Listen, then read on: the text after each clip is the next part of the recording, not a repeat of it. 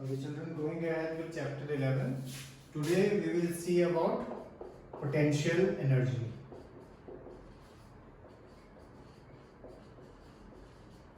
This is the last formula for this chapter.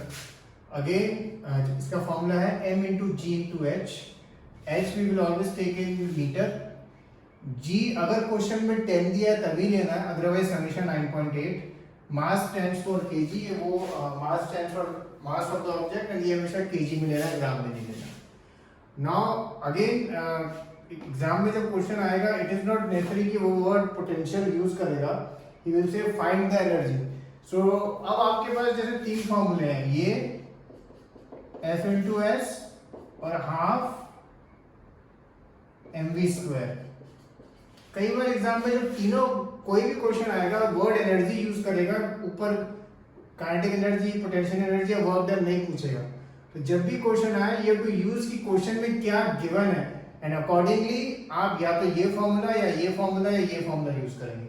और तीनों में यूनिट आपको क्या लिखनी है? जूल ही लिखनी है. ठीक है, तीनों में यूनिट जूल ही लिखनी है. सो इसलिए इट इज वेरी इंपॉर्टेंट कि जब भी क्वेश्चन आए, first write what is given, then the sum becomes very very very simple. Now, basically potential energy, the formula which we have seen, m into g into h.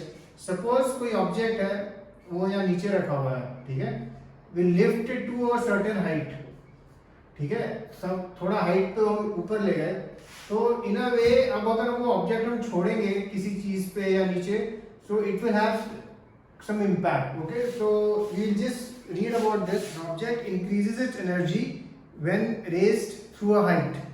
This is because work is done against gravity while it is being raised. The energy present in such an object is called gravitational potential energy. The gravitational potential energy of an object at a point above the ground is defined as work done in raising it from the ground at a point against gravity. ठीक है, work done इस object को हम जो ऊपर ले गए, so it is known as the work done against the gravity. It is easy to arrive at an expression for the gravitational potential energy of an object. अब इसका derivation, ये जो formula है बहुत छोटा formula है, इसलिए इसका derivation भी बहुत simple है. Consider an object of mass m1, let it be raised through a height h from the ground. A force is required to do this.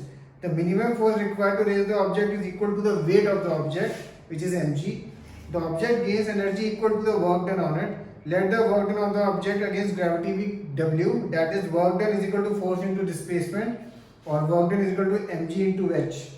Since the work done is on the object is equal to mgh and energy equal to mgh unit is gained by the object, this is potential energy E is equal to mgh.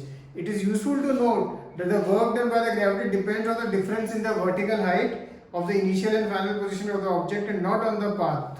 वो क्या कह रहा है basically, ये जो height है, suppose ये height 10 है, डेट इज इंपॉर्टेंट. अगर ये थोड़ा ऑब्जेक्ट हम इसको ऐसे ही घुमा के भी ले गए, हम टोटल हाइट ही देखते हैं हमेशा. ठीक है, ऐसा जैसे आप देख सकते हैं 5 में थोड़ा कर्व करके गया है वो, तो ज्यादा लंबा उसका ये डिस्टेंस चाहे थोड़ा लंबा होगा तो 12 मीटर होगा, बट हम हाइट के कैलकुलेशन के लिए हम हाइट के लिए क्या लेंगे? 10 ही लेंगे.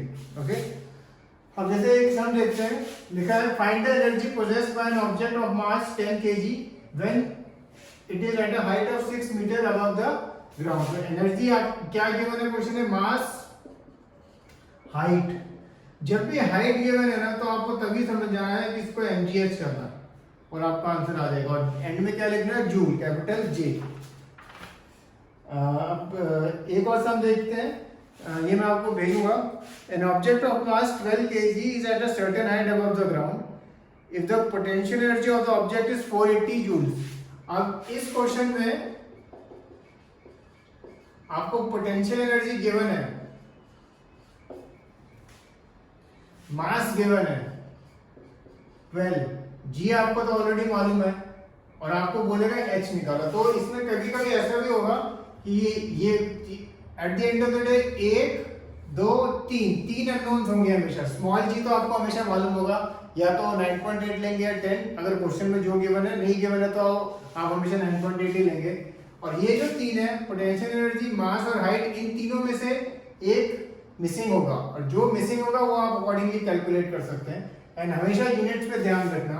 अगर आपको गिवन में पीछे यूनिट जूल लिखा हुआ है, यानी आपको ये वाला पोटेंशियल एनर्जी दिया हुआ है, अगर यूनिट केजी दिया है तो यानी मास दिया हुआ है, अगर मीटर दिया है यानी हाइट दिया हुआ है, ठीक है. So you can easily do this. So I'll send you these questions, and I also want you to write the derivation of potential energy. ये derivation बहुत simple है.